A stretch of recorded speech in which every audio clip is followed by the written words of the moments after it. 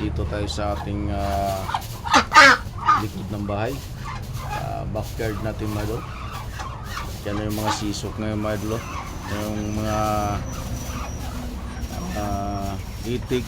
Ayan po yung mga ginagawa. Medyo konti lang na sila ngayon dahil pag mayroon tayong bisita ay nagginagawang pulutan. Kaya yan mga idol, ito yung ating pagtablis para sa December or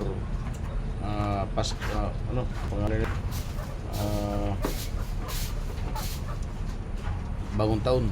Ito yung handa natin mga idol. At yun yung ating mga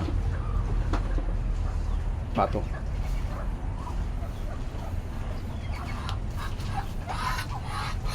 Ito yung barako na ito mga idol. At dito mga idol, meron akong native chicken. O yan, native chicken ko mga idol. Bali 10 piraso yung mga idol. Yung natira 8 na lang dahil nadali ng pusa yata. Kaya kinulong ko muna sila mga idol kaya nadadali ng pusa.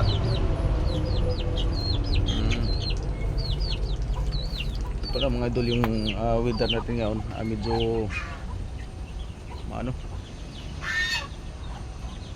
makulimlim.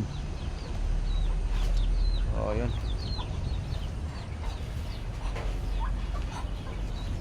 Wow. Ito mga idol, malaki na. Malaki na yung alaga nating pagkitabis.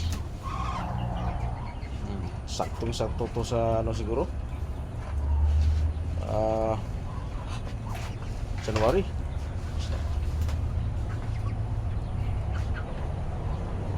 Ayun mga idol, bisita ko.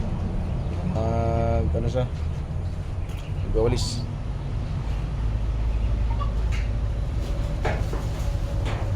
O, diba? Yan kasi mga idol ay medyo maputik-putik dito dahil umulan. Yan talaga pag umulan mga idol, maputik yung ating bahay. So, okay lang yan. At meron tayong pasibol mga patok. Ano yan mga idol, salin sa bagong ulit. Yung bumaan dito mga idol, 8 piraso yan. Namatay yung 4, kaya tamang isa.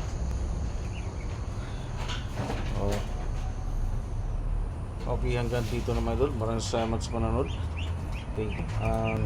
Subscribe mga idol para maabot naman tayo ng 1,000 subscriber. Dahil ay nasa 81 pa lang tayo. Maraming salamat sa inyo. Thank you.